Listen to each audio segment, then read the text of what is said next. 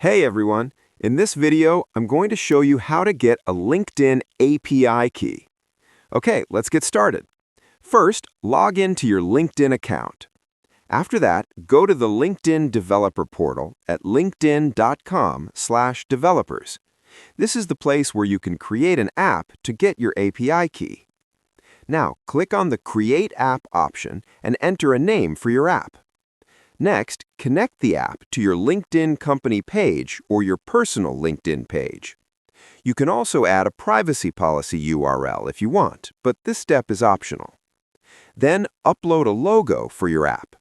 Make sure the logo is at least 100 pixels in size, because this is required. Once you've filled in all the details, agree to the legal terms and services. After that, click on the Create App button. When your app is created, open the app settings. In the Settings section, you will see the Client ID and Client Secret. These are your API keys.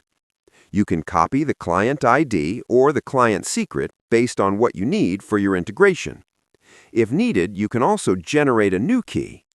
That's basically how you can get a LinkedIn API key. That's all for this video.